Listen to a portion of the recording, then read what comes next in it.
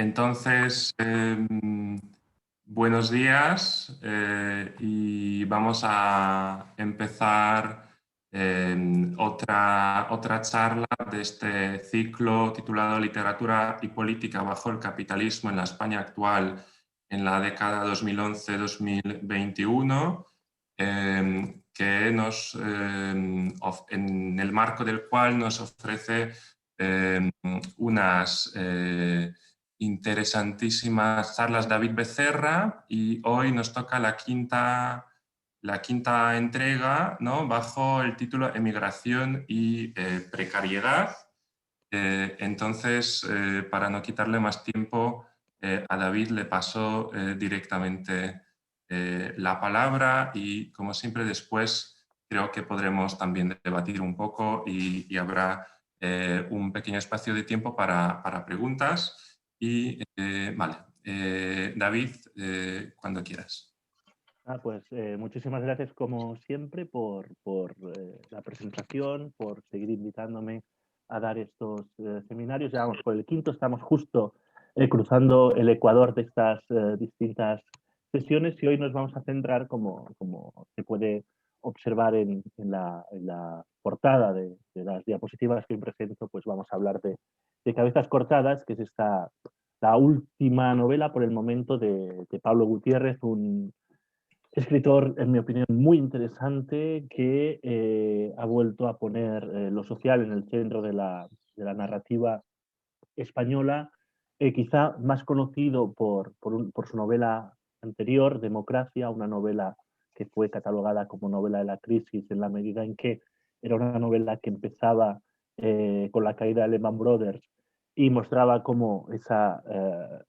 ese efecto macroestructural o macroeconómico de la crisis tenía una implicación directa en el personaje protagonista, en Marco, que a partir de la caída de Lehman Brothers pierde el trabajo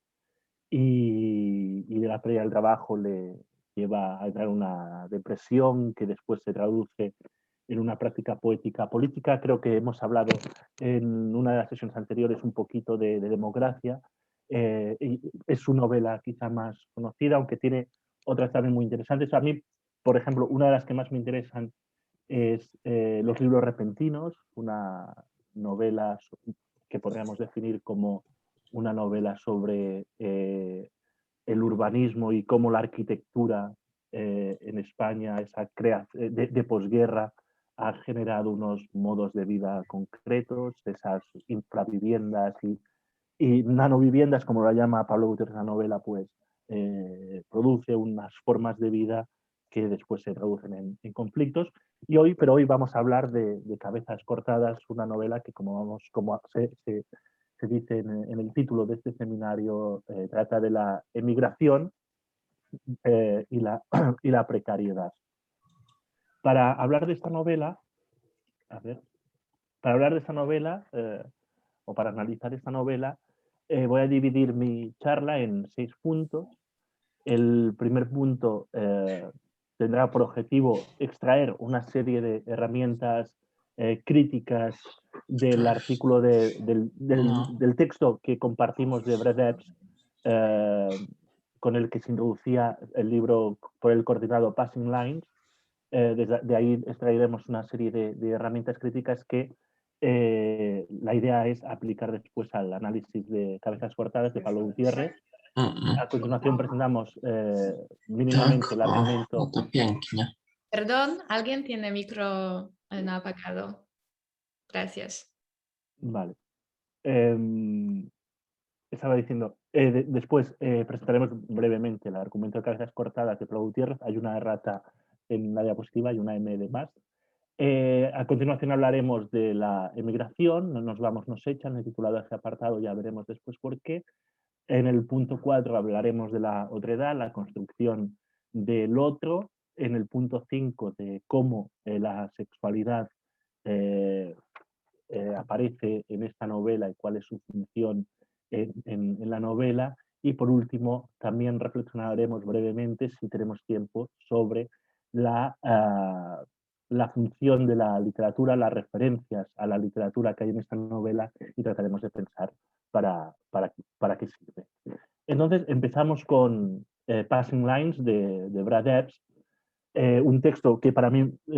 resulta muy interesante y muy operativo para analizar esta novela de Pablo Gutiérrez. Passing Lines nos dice Brad Epps en su texto que es un juego de palabras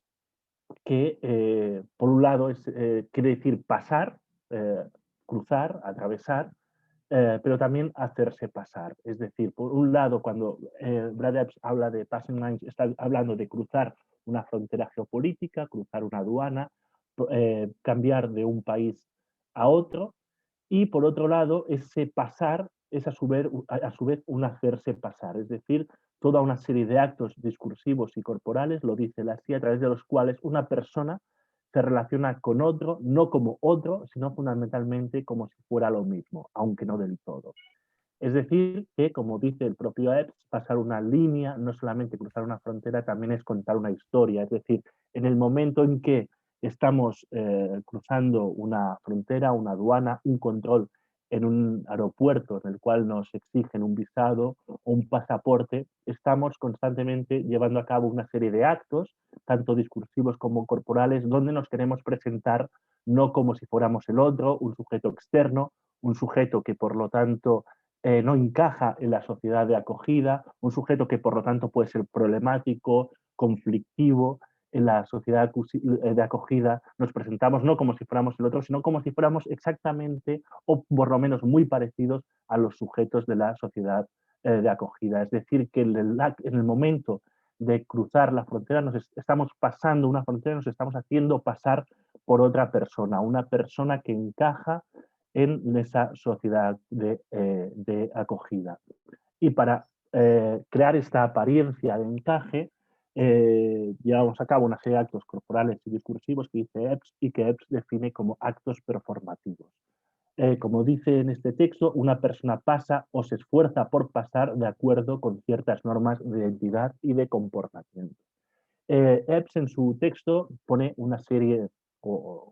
expone una serie de oposiciones que sirven para entender cómo se producen, cómo se llevan a cabo, cómo operan estos actos performativos. Por ejemplo, una persona enferma, cuando pasa la frontera, va a hacerse pasar por una persona sana.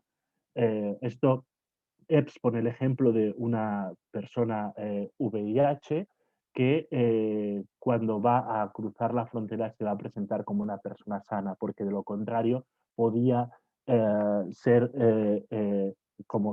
ocurre en ciertos países, ¿no? Donde hay una legislación que marginalizan a este tipo de personas con estas enfermedades, ¿no? Que les impiden cruzar la frontera. Entonces la persona sana enferma va a tratar de presentarse como una persona sana. Pero esto lo podemos pensar, por ejemplo, más que nada hoy en día, ¿no? Donde estamos en medio de una pandemia. Si habéis tenido que coger un avión en este año y medio que llevamos de pandemia, pues en el momento de cruzar la frontera vais a hacer todos los esfuerzos posibles por no toser, ¿no? Puesto que la tos os puede delatar como una persona conflictiva, problemática, amenazante, que por lo tanto de inmediato va a implicar que el aduanero os ponga un termómetro en la cabeza o os aísle y por lo tanto nos deje pasar, ¿no? Entonces esta primera oposición funciona como ese acto performativo en el cual la persona pasa y se hace pasar por otra persona. De la misma forma, Ed señala cómo alguien que en su país es un activista político, sindical, un militante, alguien que participa en la vida pública y política, cuando cruza la frontera se va a hacer pasar por una persona totalmente apolítica porque de lo contrario eh, podía parecer que va a entrar en el país de acogida de una forma conflictiva, ¿no? Por lo tanto, este es otro acto performativo que Epps señala en su texto. De la misma forma, Epps señala en la oposición entre homosexual y heterosexual y dice que las personas homosexuales, al pasar la frontera, se hacen pasar también por personas heterosexuales, casados con mujeres, en el caso de ser hombres homosexuales casados con mujeres, que viven en un matrimonio feliz, etc. Es decir, que tratan de hacer encajar la narrativa de vida que están construyendo en la lógica heteronormativa dominante en la sociedad acogida, porque De lo contrario, puede resultar, según EBS, más difícil pasar esa frontera. Por lo tanto, en ese sentido, se producen una serie de actos performativos al cruzar la frontera que tratan de borrar todas aquellas marcas distintivas, sean gestuales, corporales, lingüísticas, que un sujeto presenta y que esas marcas distintivas le hacen, construyen al sujeto como el otro y no como el sujeto que puede fácilmente integrarse en la sociedad en la sociedad de acogida. Es decir, hay que disimular los gestos, hay que mover el cuerpo de cierta forma para parecer personas normales, hay que trabajar muy bien el acento para que la lengua no te marque como el otro. Esto lo vamos a ver muy bien en la novela de Cabezas Cortadas. Lo que hay que hacer, por lo tanto, es presentarse como una persona aconflictiva, un sujeto conflictivo, aproblemático y ser visto como ciudadano o potencial ciudadano y no como amenaza o potencial amenaza. Como dice Epps, el origen, el acento y la apariencia están inscritos en el cuerpo y por lo tanto en el momento de pasar la línea, de pasar la frontera, hay que hacerse pasar por una persona en la cual todas esas marcas distintivas, esas marcas en el cuerpo que denotan y delatan tu origen, como es el acento, tu apariencia, tu color de piel, pues tienen que ser borradas. Epps pone el ejemplo del control en el aeropuerto, que hace un momento también mencionábamos, ¿no? Y cómo podríamos decir en términos Foucaultianos que en ese momento en el que un funcionario público, un policía, te pide el pasaporte en una aduana, está operando como un dispositivo, utilizando el término Foucaultiano, en el cual te quiere extraer un saber, una información, no para saber quién eres, sino para someterte. Es decir, que a través de ese diálogo que se produce con el aduanero, en ese diálogo, en esa conversación, se está ejerciendo un dominio y no solo te están extrayendo información, sino que te están constituyendo como el otro. Es decir, en la medida en que te hacen ciertas preguntas como relativas a las actividades que vas a llevar a cabo en la sociedad acogida, relativas a tu salud, relativas a tu origen, pues en el fondo no te están sacando información, sino que te están constituyendo, ¿no? Eso es lo que Foucault denomina las tecnologías del yo, es decir, cuando alguien que ejerce el dominio te interpela no para extraerte de forma inocente un saber, sino para utilizar ese saber para constituirte como otro. Y esto es lo que funciona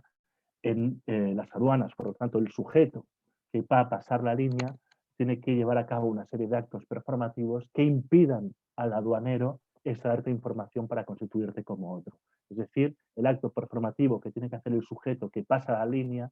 eh, tiene que contar una historia que sea o que le convierta en un sujeto legítimo en esa sociedad de acogida. Es decir, que aparentemente se muestre como un ciudadano o potencial ciudadano que no vaya a desestabilizar, a amenazar, a poner en riesgo la normalidad del país de acogida. En ese sentido, nos dice Brad Epps en su texto que lo que habría, una de las tareas que tenemos por delante, o que tienen por delante las personas que se dedican a los estudios migratorios, es que hay que tratar hay que permitir que los migrantes que han pasado por esos procesos cuenten su historia. Porque una vez escuchamos su historia, podemos reconocer a los migrantes. Hay otra errata en el PowerPoint, disculpad, pone migrantes, que debería poner migrantes. Escuchando su historia podemos reconocer a los migrantes como sujetos de experiencia, con agencia y con creatividad, y no meramente como objetos de regulación o de estadísticas despersonalizadas, que es como normalmente aparecen los migrantes en las narraciones dominantes. Es decir, hablamos de de los migrantes, se suele hablar de los migrantes como objetos de políticas y no como sujetos políticos, ¿no? Entonces, el permitir que el migrante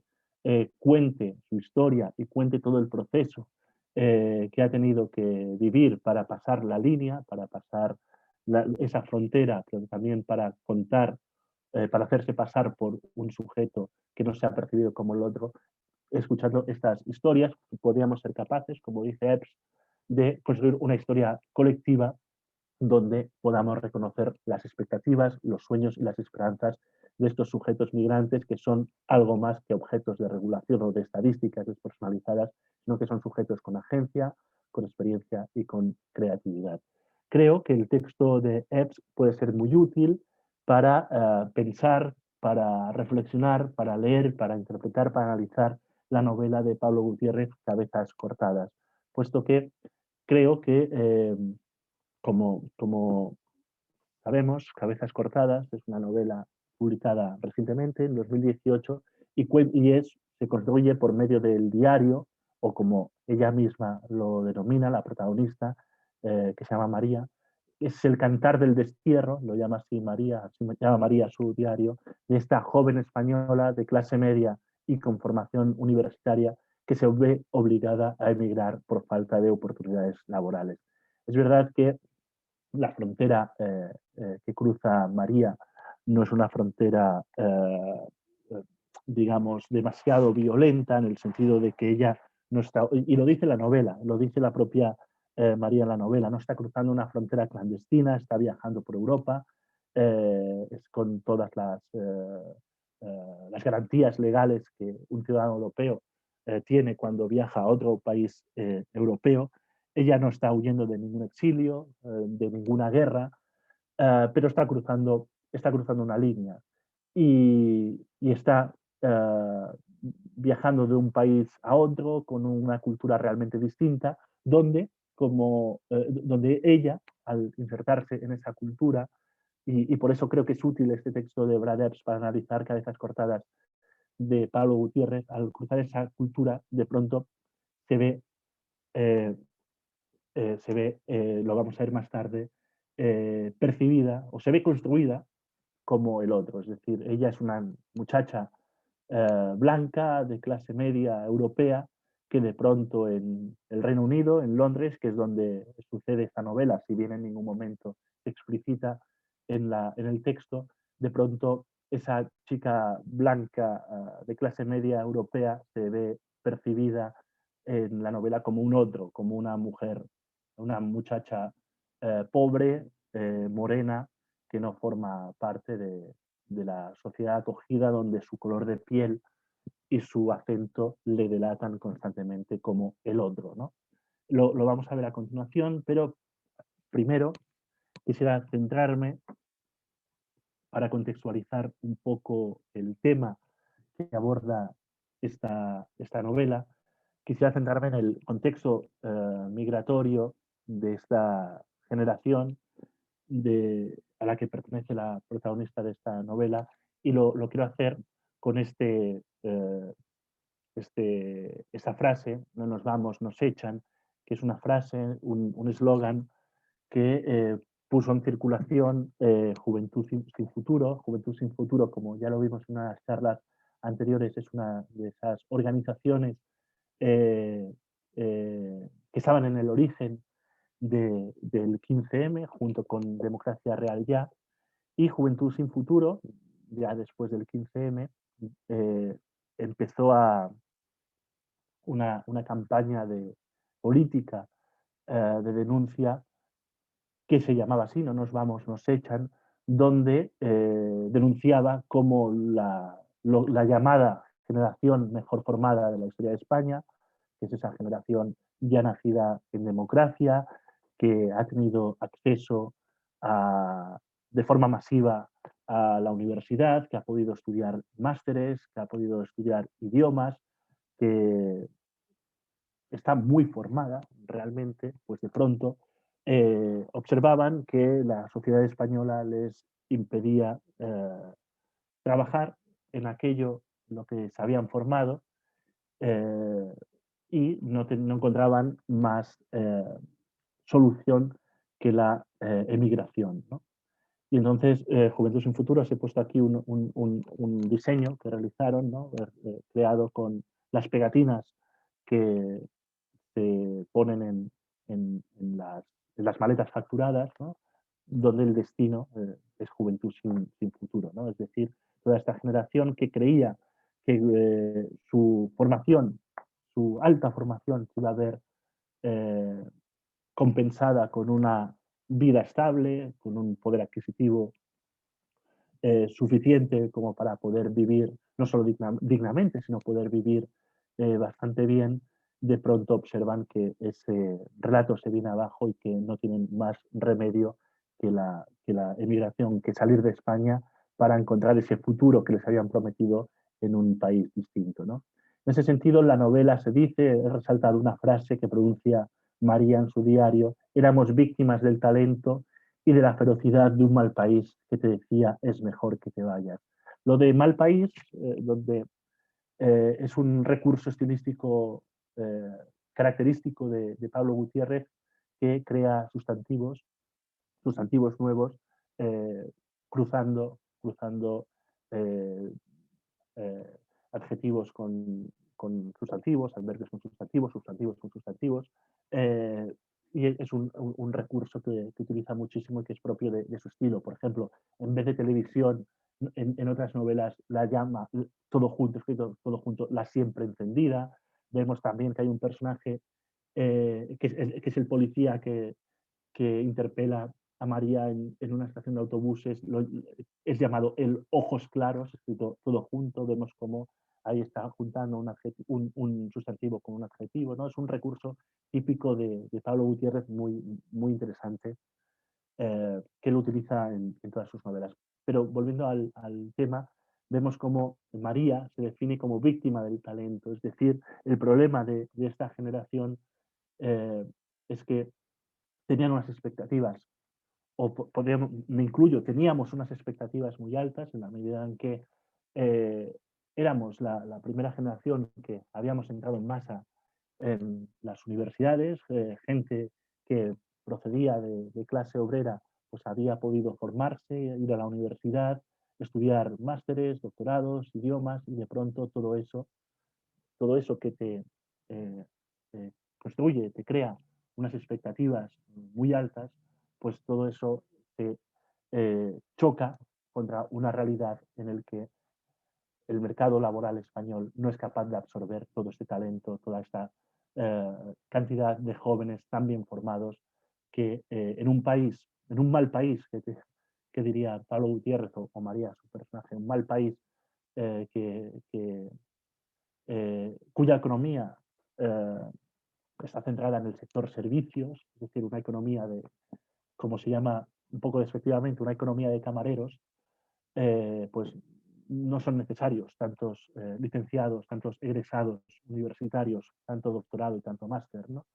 Entonces, por eso se define como víctima del talento María, porque ha estudiado en un país donde la gente con estudios no sirve para nada. Y lo dice, ¿no?, en otro lugar, María, ¿no? De pronto me di cuenta que estudiar no servía para nada. Entonces, la gente, esta gente joven como María, observa, como se ve en el siguiente punto, cómo pasaban los años y nada ocurría. Seguías esperando que en algún momento el mercado laboral se abriera para poder insertarte en él, pero nada ocurría. Esto pensemos que pasa además en el sur de España.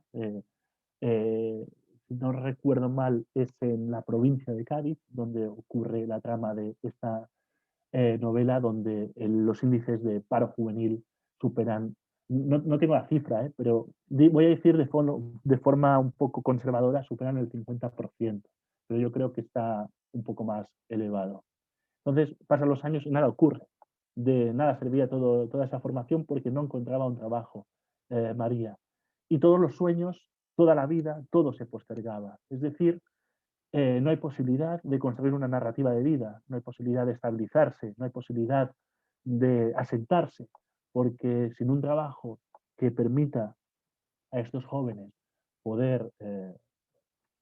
asentarse, pues la vida se pospone. Y esto es uno de los elementos que definen a esta generación, eh, una generación que lo ha empezado a hacer todo demasiado tarde. Formar una familia, comprarse una casa, tener hijos, todas estas elementos constitutivos de la clase media, todos estos elementos que definen a la clase media, es decir, pues poder pagarte, meterte en una hipoteca, poder formar una familia, tener un trabajo estable, poder tener hijos, algo que normalmente se hacía cuando uno tenía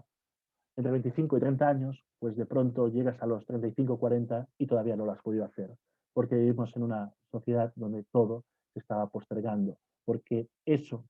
que constituía el centro de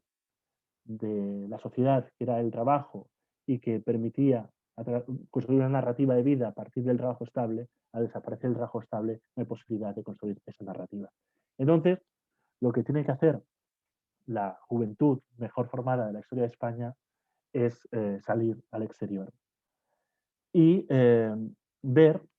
e interpretar Europa como ese lugar donde se habrán de cumplir las promesas incumplidas. Es decir, es verdad que yo tengo mucha formación, podrían decir estos jóvenes, es verdad que España me niega esta formación, pero por lo menos tenemos la suerte de formar parte de algo llamado Europa y en Europa voy a encontrar realmente ese trabajo que mi, sociedad, que mi país me niega. Es decir, que en Europa vamos a poder comer esa parte del pastel que no podemos comer en España. Es un poco el relato, este relato de que Europa forma parte de nuestra geografía vital y debemos ver que, si, bueno, si no podemos encontrar trabajo en España, por lo menos tenemos Europa donde seguramente sí vamos a encontrar ese trabajo que España nos niega. Entonces, digo que este es el relato oficial porque por ejemplo, María del Corral, que era secretaria de Emigración e Inmigración, decía que el éxodo de los jóvenes no se da por la crisis, es decir, si tantos jóvenes se fueron de España hacia Europa no fue por la crisis, sino por espíritu aventurero. Es decir, que los jóvenes no se fueron, no los echaron, era el contra discurso de Juventud sin Futuro. Desde las instituciones públicas, estatales, decían que los jóvenes se iban, nos íbamos porque queríamos, por nuestro espíritu aventurero y no por necesidad, no porque estuviéramos viviendo en medio de una crisis. Y Fátima Báñez, que fue ministra de Empleo por el Partido Popular, decía que realmente lo que vivían los españoles, esos jóvenes españoles como María, la protagonista de Cabezas Cortadas, no era emigrar, sino que era movilidad exterior. En la medida en que Europa, España forma parte de Europa y por lo tanto irte a Reino Unido o irte a Francia o irte a Bélgica o irte a Alemania no era emigrar, sino que era movilidad exterior, es decir, irte a un país que forma parte de tu propia geografía también y de tu propia identidad, ¿no? Entonces vemos cómo desde las instituciones estatales se quería construir un relato positivo de la emigración y no, es decir, como la emigración como posibilidad para, pues eso, cuando hablamos de espíritu aventurero vemos cómo se está hablando en realidad de la migración como una posibilidad para vivir nuevas experiencias, vivir otras vidas, por lo tanto, tener unas experiencias que te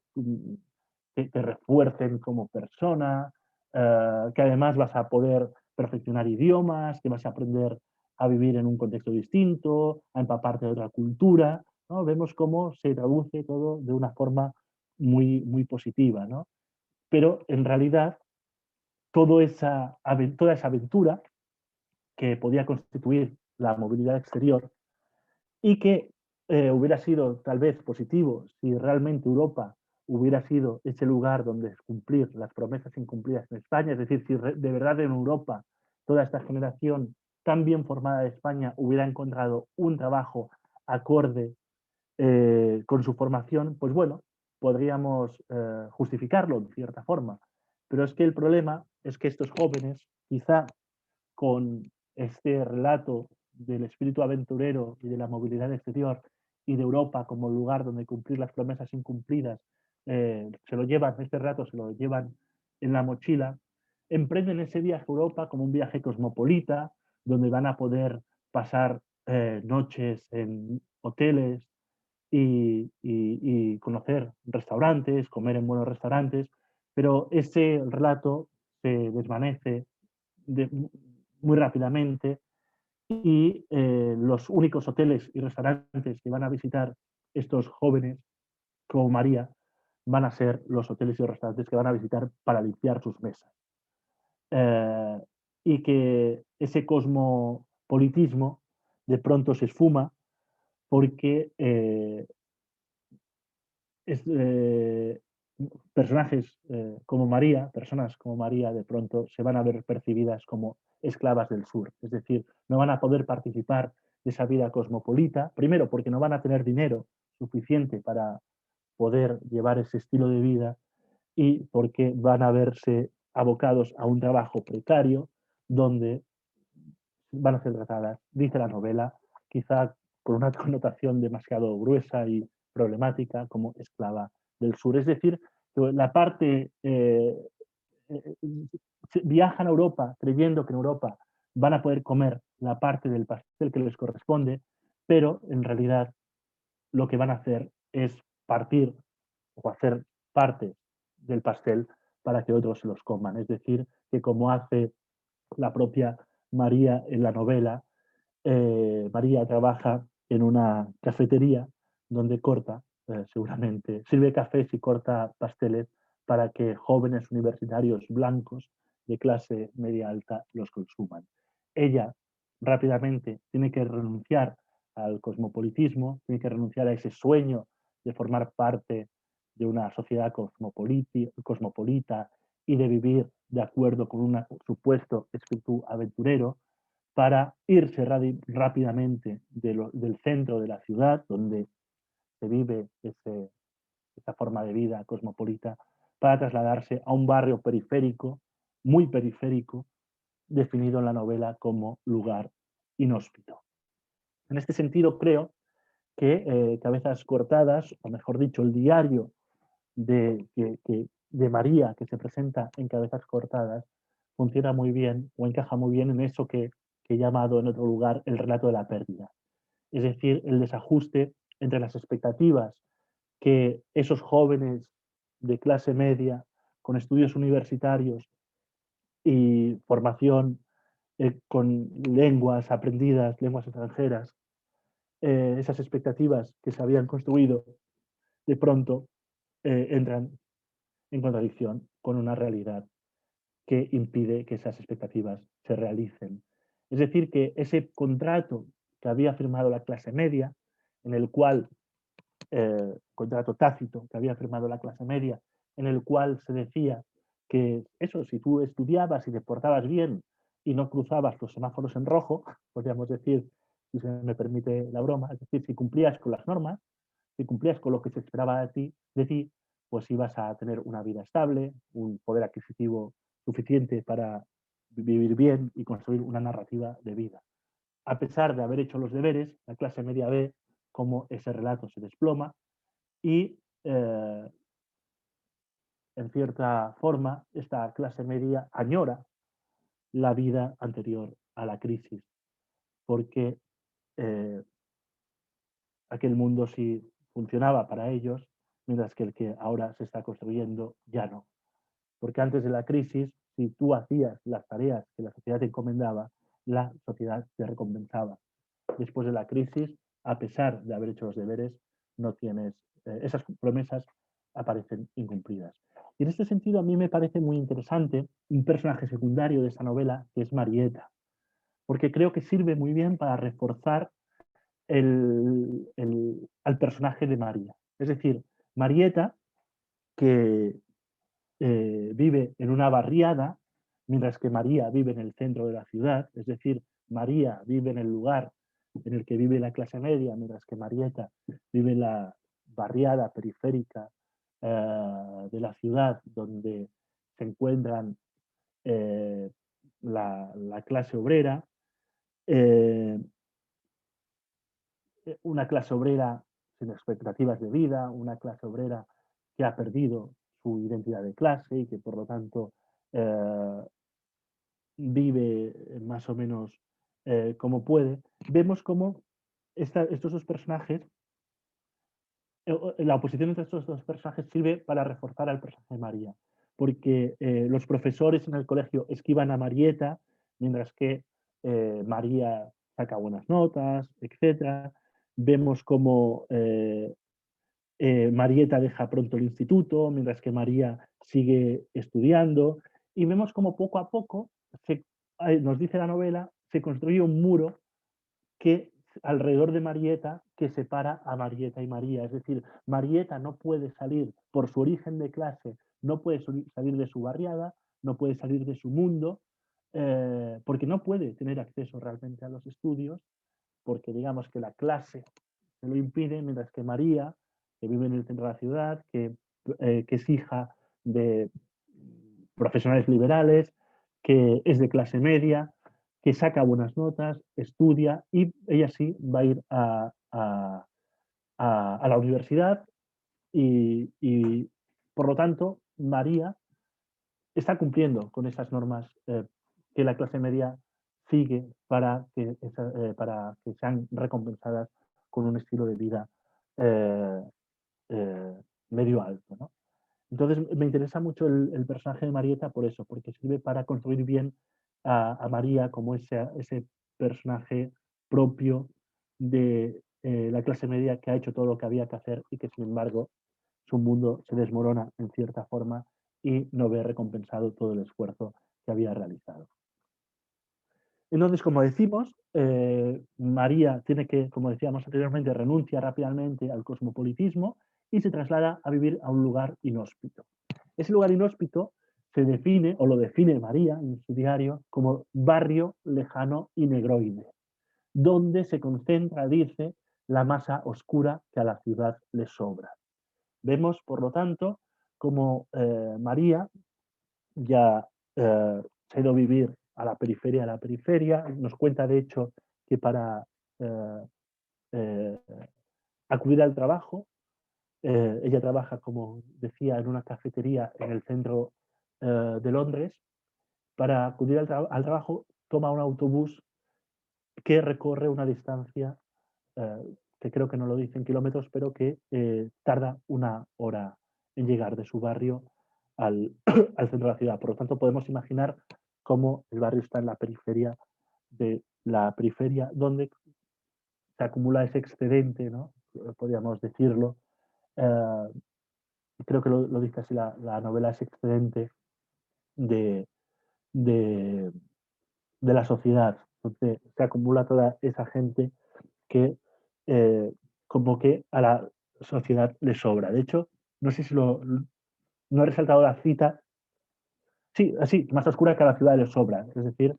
lo define así de una forma muy dura, ¿no? Entonces vive allí de pronto María. María ya ha renunciado al cosmopolitismo en el que en principio soñaba, ¿no? Y que al principio, bueno, había compartido un piso con otra gente joven, pero que decide realmente irse a la periferia porque ese lugar nos dirá a ella que le corresponde, porque ella también es el otro. Y dice, cuando se describe a sí misma en relación con su entorno y en relación con los otros habitantes de ese barrio, nos une la extranjería y el dinero que nos falta, los ojos del CCTV que nos mira con recelo. Es decir, vemos aquí cómo María tiene en común con las personas que habitan ese barrio la pobreza, la extranjería, es decir, ser el otro y por el hecho de ser el otro, ser concebido como potencial o virtual amenaza. Es decir, cómo las cámaras de seguridad miran con sospecha, miran con recelo a estos habitantes. María se ha convertido, al vivir en esta barriada, en el otro. Luego vamos a verlo un poco más abajo. Pero María es consciente de que esa otredad compartida, la extranjería, la falta de dinero, el ser concebida como amenaza, también en ese contexto, ella es el otro del otro, en el sentido que dice en esta frase que creo que es muy, muy transparente. soy la perla blanca, soy la perra blanca. Ellos juegan a darme miedo y yo a que lo consiguen. Es decir, María sabe que para un habitante del centro de la ciudad de clase media alta, blanco, con formación universitaria, María es, o para los policías y los, sí, para los policías, María es el otro. Pero en ese barrio ella es blanca. Y entonces ella funciona como el otro del otro. Es decir, el otro, ese sujeto, por utilizar su terminología, negroide, va a jugar a que genera miedo en María. Y María entra en el juego y da a entender que sí tiene miedo. Por lo tanto, vemos aquí cómo María está pasando líneas constantemente. Cuando va de su barrio al centro, pasa una línea, y cuando vuelve a su barrio, vuelve a pasar esa misma línea. Y cada vez que pasa esa línea, se hace pasar por una persona distinta. En el barrio, potencia su blancura, potencia su estilo de vida de perra blanca, podríamos decir, utilizando sus lenguajes, es decir, de mujer libre, desinhibida, que ostenta un poco, ahí he utilizado dos palabras que aparecen en el texto como nuestros excesos son sus oraciones, es decir, ese estilo de vida desenfrenado que lleva la población occidental liberada sexualmente, ¿no? Se traduce en oraciones por parte de estos habitantes, ¿no? Más donde la religión articula su forma de vida, ¿no? Y que por lo tanto ven que esa vida occidental es un exceso que debe ser corregida por sus oraciones. Es decir, María está potenciando, cuando entra en su barrio, está potenciando su blancura. Es decir, que está llevando a cabo un acto performativo en el que se hace pasar por, eh, por,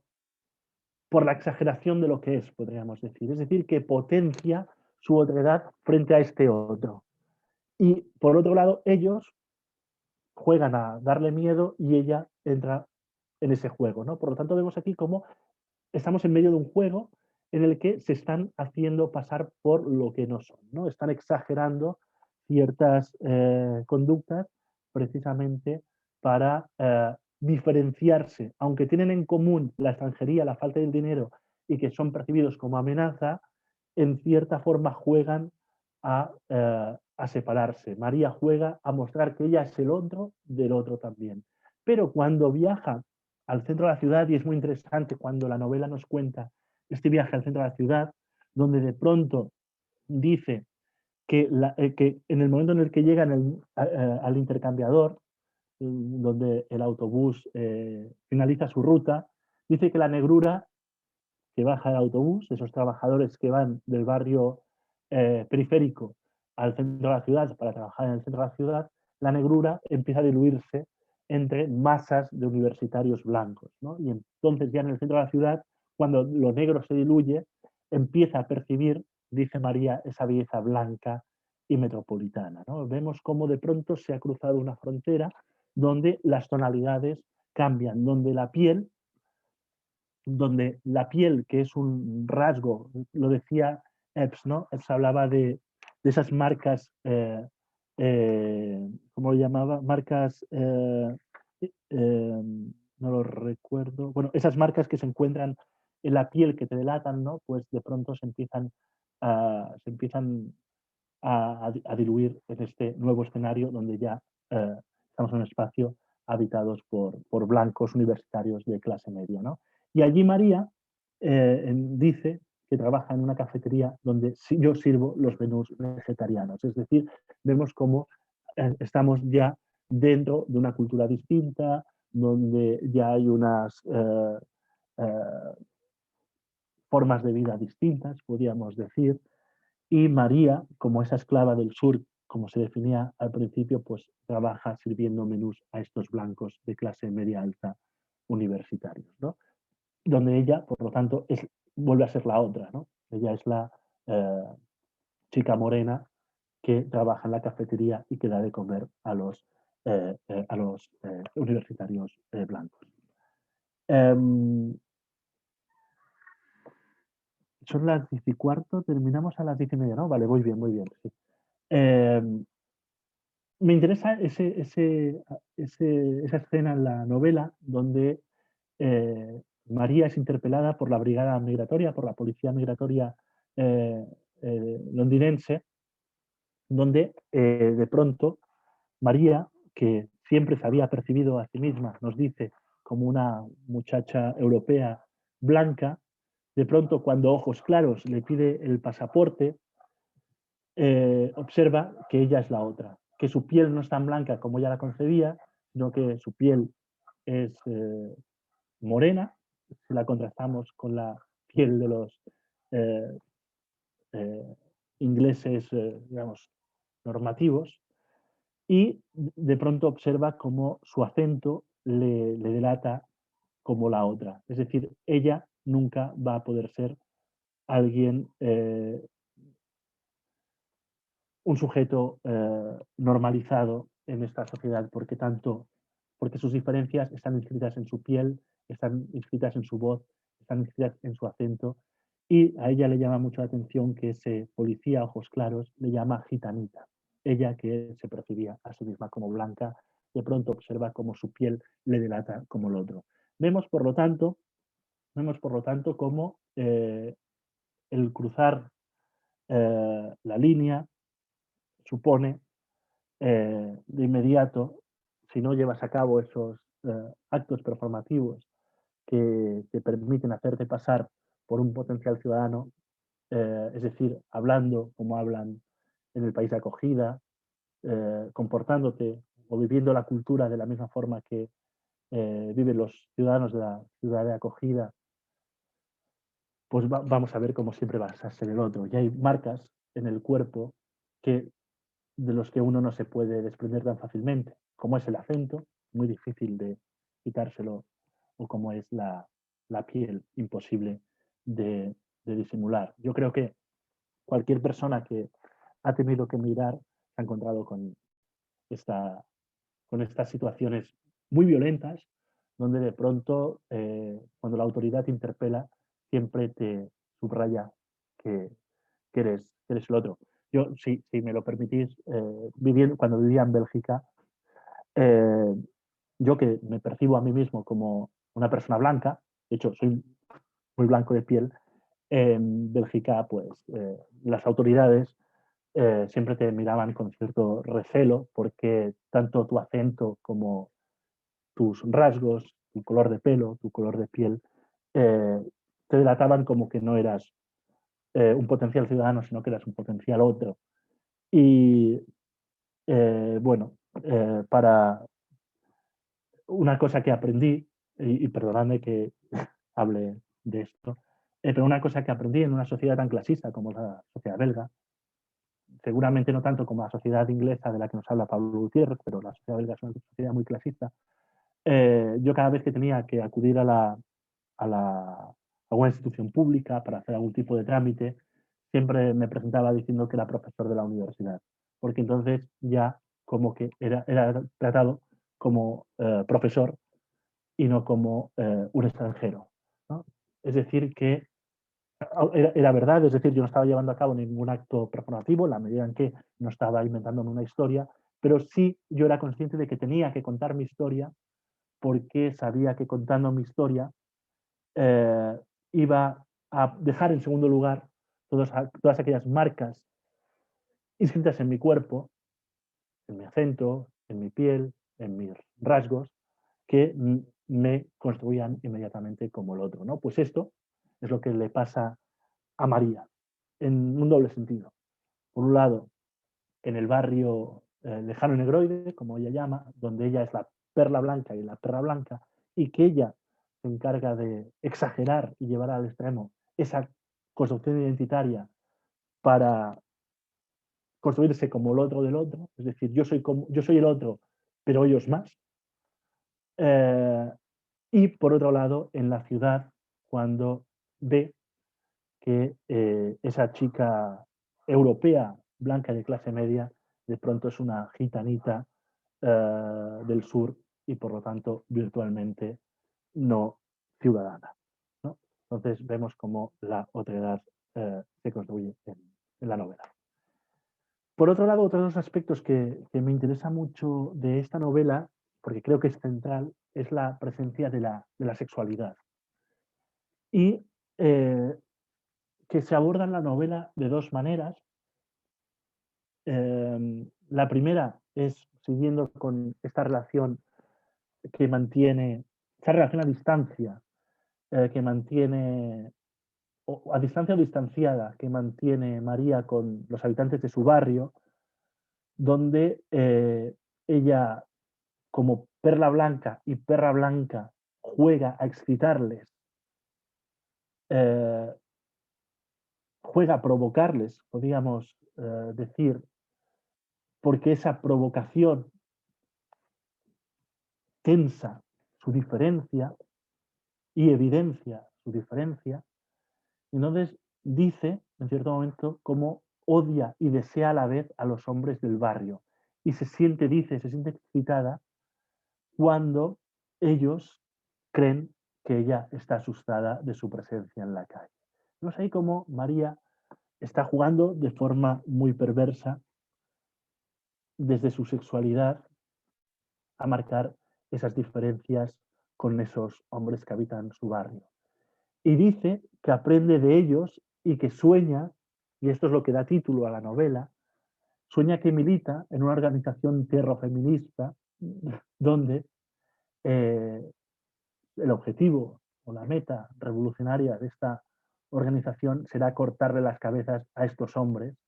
que disfrutan asustando a las mujeres en la calle con su mera presencia. Y dice que con esta organización terrofeminista lo que va a llevar a cabo es la violencia que normalmente estos hombres aplican sobre las mujeres y que ellos serán mis mujercitas. Vemos, por lo tanto, aquí, como en estos pasajes de la novela donde María pasea, llevando hasta la exageración esa imagen que construye como perra blanca, pasea por las calles de su barrio, vemos cómo está utilizando su sexualidad como un elemento político, podríamos decir, para marcar la diferencia que tiene con esos hombres que habitan en su mismo barrio. Pero por otro lado, y esto quizá es más interesante porque desencadena el final de la novela, es la relación lésbica que mantiene María con Juliette, esa mujer francesa de clase alta que, si no recuerdo mal, María conoce en la cafetería en la que trabaja y que empieza con ella una relación sexual muy, muy activa que de pronto se estabiliza y que podemos interpretar como una relación de pareja estable, que eso sí se sale del heteronormativo en la medida en que es una relación lésbica. Entonces, aquí vemos muy bien lo que podríamos llamar un acto performativo invertido que lleva a cabo María, porque ahora María, al cruzar una nueva línea y empezar a vivir dentro de un lugar desconocido anteriormente para ella, que es vivir en el lugar del lujo, en un apartamento de lujo, que es el apartamento de Juliette, de frecuentar restaurantes caros, de frecuentar también bares homosexuales, en el que una copa dice lo que vale una copa aquí es lo que cobro yo en toda una jornada. Creo que es esa la equivalencia que ella señala. Ahora cruza una nueva línea y en esa nueva línea, en vez de llevar a cabo un acto performativo para que se difuminen todas aquellas marcas que lleva sobre el cuerpo y que la convierten como el otro, lo que hace es potenciar todas esas marcas de otredad. Porque todas esas marcas de otredad son las que generan una atracción erótica, le generan una atracción erótica a Juliette. Es decir, como señala la novela y muestro aquí en la diapositiva, para Juliette, María era su capricho, su niña pobre y periférica. Es decir, que la relación erótica que van a mantener Juliette con María es una relación basada en el dominio y en la otredad. Es decir, Juliette domina a María y la domina porque es el otro. Y a Juliette le atrae precisamente la otredad de María, es decir, poder dominarla, pero a la vez poder cuidar a esa niña pobre y periférica. Dice, en el barrio Halal soy la perla blanca, con Juliette soy peluda y negra. Es decir, de nuevo, vemos cómo María con Juliette es la otra, pero en vez de disimular ser la otra y, por ejemplo, empezar a hablar con un acento distinguido para dejar de ser el otro, empezar a vestir de una manera elegante para dejar de ser el otro, empezar a comportarse de una manera propia a las clases altas para dejar de ser el otro, lo que hace María es subrayar su otredad, porque esa otredad es lo que mantiene viva esa relación erótico-dominante que mantiene Juliette con ella, ¿no? Como se señala cuando habla de su pubis. Tengo el pubis de una chica subdesarrollada, es decir, que María no quiere eh, ser, no quiere que su cuerpo se parezca al cuerpo de una mujer de clase alta, quiere que su cuerpo evidencie su otredad, porque esa otredad es lo que hace posible la relación con Juliette. Y es interesante, como dice María, que a pesar de que María no disimula su otredad cuando está con Juliette, porque a Juliette lo que le gusta de María es precisamente su otredad, con Juliette nadie le pide el pasaporte. Es decir, que Juliette le otorga a María una suerte de inmunidad en esa sociedad donde a pesar de ser la otra, puede pasar a hacerse pasar por alguien que es un potencial ciudadano sin elementos de peligrosidad o de amenaza inscritos en su cuerpo. Por último, voy a hablar de forma muy breve de la presencia de la literatura en esta novela. Una lectura atenta de esta novela nos permite encontrar muchísimas referencias a la literatura. Se habla de Ray Loriga, se habla de Paul Auster, se habla de Ana Frank, hay muchas referencias literarias, pero también hay una reflexión muy interesante contra la literatura. María, en cierto momento, cuando está escribiendo su diario, dice que hace mucho tiempo que ya no lee, que ha dejado de leer, porque está precisamente cansada de esa escritura, de esa literatura escritas por hombres blancos, es decir, esa literatura que se pretende universal, pero que en realidad solamente cuenta el mundo desde el punto de vista desde la mirada de unos sujetos muy concretos, que son los hombres blancos occidentales, posiblemente burgueses o de clase alta, ¿no? Aquí vemos como, aunque no sé si es consciente, vemos que resuena esa idea del profesor norteamericano John Beverly, que pone o que expone en su libro, un libro interesantísimo, en mi opinión, titulado Against Literature, es decir, contra la literatura, donde Beverly define la literatura como ese discurso vertical y colonial que surge en el momento de expansión colonial y que siempre ha contado la historia, o que ha contado la historia para legitimar la historia de esos hombres blancos europeos de clase media alta o de clase alta directamente. Lo he simplificado mucho, el discurso de Beverly es mucho más complejo, pero Beverly define, y esto creo que sí es literal, la literatura como un discurso vertical y colonial, ¿no? Por lo tanto, que promueve una visión del mundo y que, por lo tanto, no es en absoluto inocente, ¿no? Y Beverly opone a esa literatura o a ese discurso que hemos convenido en denominar literatura o que ha sido codificado como literatura, impone nuevos discursos contrahegemónicos, como puede ser la novela, lo que él llama novela de testimonio, y que pone como ejemplo paradigmático el texto de Rigoberta Menchú. Yo soy Rigoberta Menchú y así nació mi conciencia, ¿no? Bueno, en ese sentido, María, la protagonista de Cabezas Cortadas, se opone también a la literatura precisamente por ser un discurso escrito por hombres de clase alta y hombres blancos europeos occidentales, y dice, ojalá nunca hubiera leído ninguna cosa. Me parece muy interesante esta referencia. Y sin embargo, ella decide entrar en el terreno de, no sé si de la literatura, pero por lo menos sí de la escritura, y contar su propia experiencia. Es decir, no es casualidad que ella defina su diario como un cantar de destierro, es decir, como utiliza un concepto literario para definir su escritura, aunque en cierto momento dice que escribir solo sirve si nadie va a leerlo.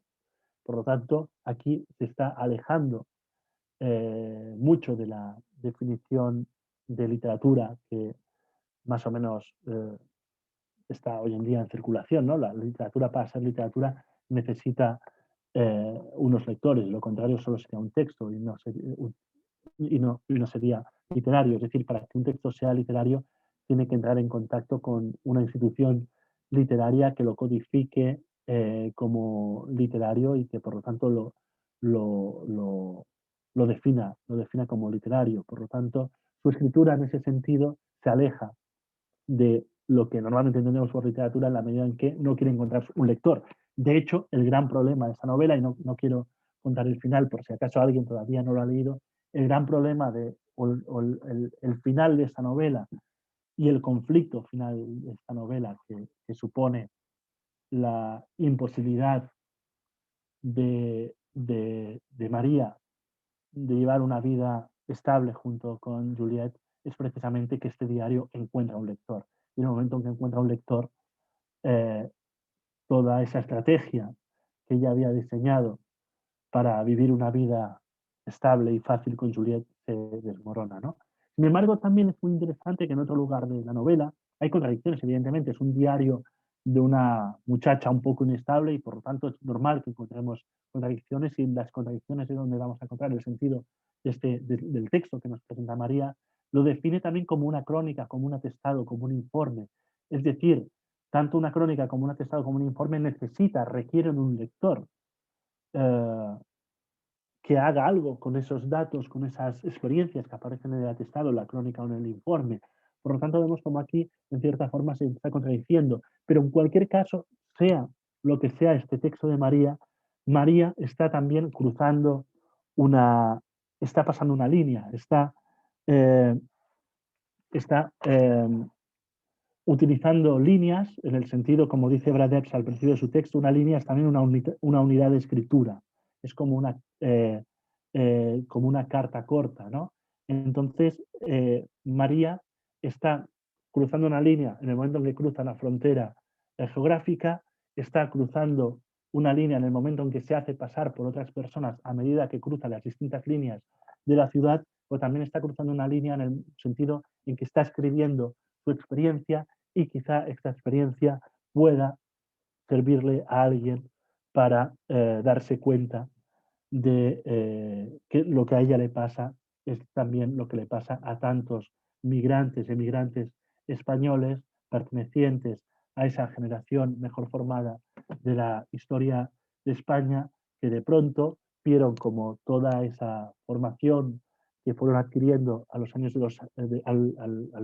al pasar los años, toda esa formación que ellos esperaban que se tradujera en una forma de vida estable, de pronto se viene abajo y no encuentran en la migración, o no encuentran otra salida o otra solución posible que la migración, que tampoco finalmente supone una posibilidad para construir una narrativa de vida, puesto que la precariedad de la que huyen en España se la siguen encontrando en Europa. Y bueno, con esto termino. Muchas gracias y espero que estos temas que he puesto sobre la mesa sirvan para seguir pensando y analizando la novela de Pablo Gutiérrez. Muchas gracias.